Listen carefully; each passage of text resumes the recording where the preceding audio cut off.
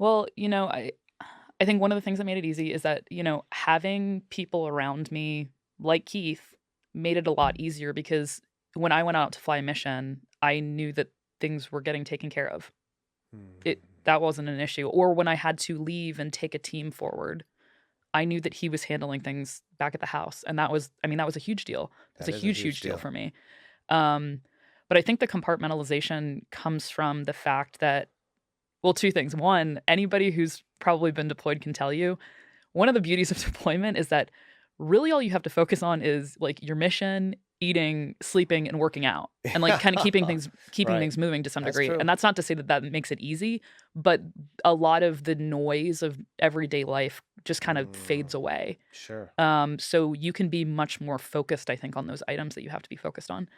Um, I think in conjunction with that, the most important thing that I know we agreed on as a command team was, we wanted to give a, good product, good service to our customer. That's something that I definitely prided myself on. I know that he prided himself on.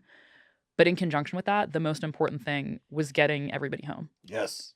And I think that kind of underwrote everything that I ultimately did. And so I think that is where the compartmentalization comes in. Like, it's one thing for me to go on a mission. It's another thing for me to put other people in the cockpit and send them out on a mission. And for me, that was like much more challenging. Because if anything happened to you, it is what it is. Yeah, but I mean, you it kind of couldn't- is. Yeah, it is what it is. It's Right. done. We didn't lose a soldier in combat, and we were Right. split all over it. Yeah. Wow. We ended up coming home with more people than we did. We did. So We did. yeah, I've heard the story a little bit. Yeah. That's compartmentalization at its finest. So what was your transition like out of the Army? Well, I think the best way to say it is do as I say, not as I do.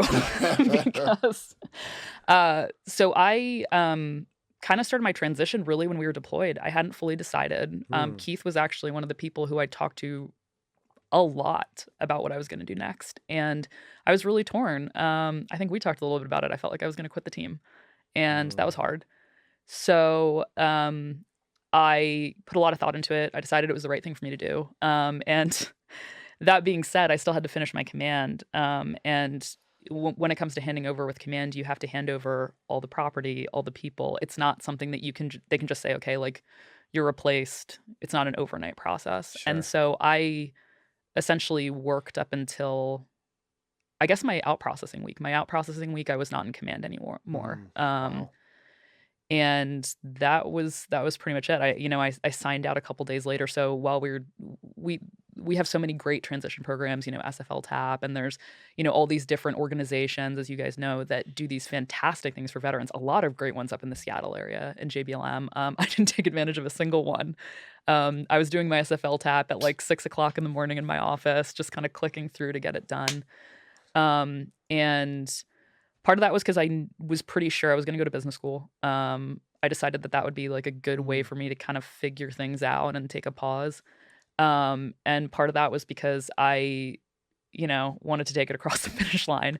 And after I got out, in the first couple months, I was kind of positioned in this way, being like, oh my God, what did I just do? I have no idea where I'm at, besides the fact that I'm going to go to business school at University of Texas.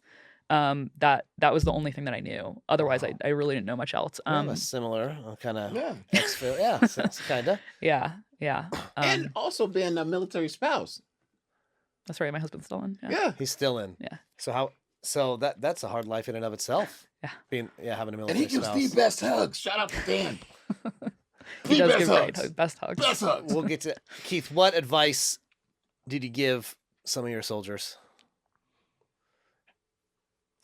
I think professional development and what's next. It just wasn't in the culture and to kind of like get yourself together and think about your next move. We were some anti-next move people. Like, hey, what's your next move? Like, I remember I couldn't believe it. I was like, how many people don't want to be here? And it was like, man, it was like, for real? I thought, you could special operations. You see that question, people look like, oh, you better not put your hand up. No, officers! What the hell is y'all doing over here? So we have to incorporate that give a shit. We did some unorthodox things. We made breakfast. We He made breakfast. we had Just to be barbecue. clear, he made barbecue. Um, I brought in donuts because I can't cook. but you may call it a co-command team, but it ain't. She's the damn boss, and if she don't let me cook the damn barbecue, I can't cook it. She could have been like some of the other commanders and be like, "Why don't you wash them trucks?" or "Why don't you go whatever." The trucks are broken anyway. You Well, clearly have a ain't great being obsessive, relationship. dude. Give me one time it got a little nutty. Don't tell me it hasn't happened. I see. I already know it. Give me Hey. one time it got a little nutty. She saved my ass once. She That saved. wasn't the question though. Yeah. Well, I don't even know what he just Hey, said. I remember one time she tried to take a dog home. A dog. Should we talk about the dog? No. No, That's give a me- sad give I'm me- memory. black and it's hot outside, right? Like it's 120 something. And I'm purple at this point. And she looking for this damn dog. I was hot. I have a soft spot for animals. Yeah. You know, I'm trying to help because I'm first sergeant. So give me a time you guys disagreed or what kind of argued. I can't think of when we argued, but I can think of times when he was not my number one fan. And usually that involved me having to go somewhere ahead of him, like on the Advon, and leaving him behind with the B squad for all intents and purposes.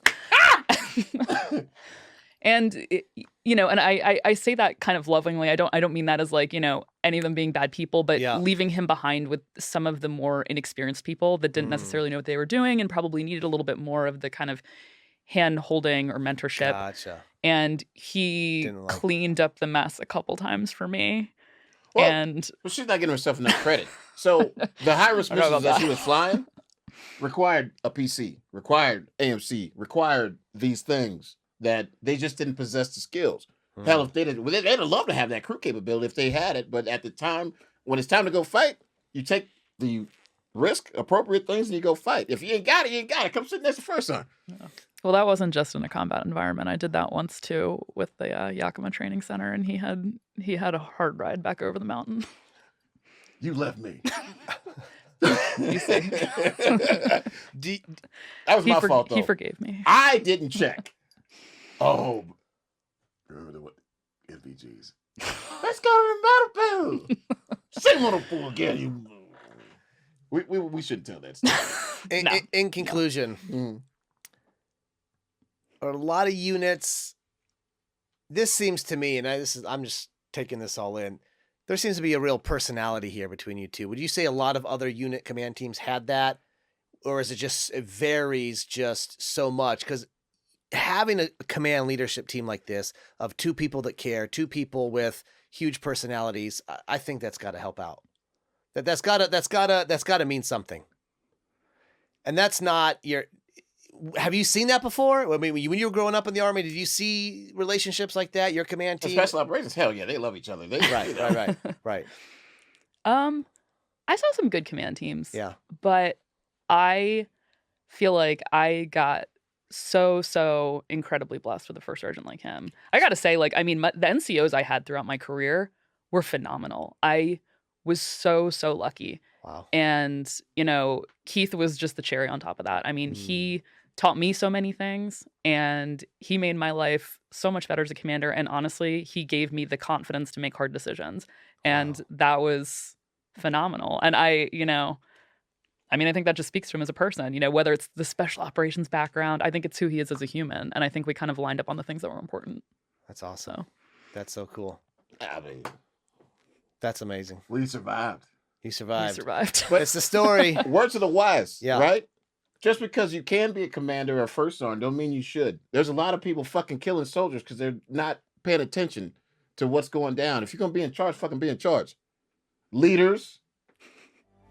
You heard it from Keith. Be in charge. And that's the story of the command team. You heard it first. And that's a wrap.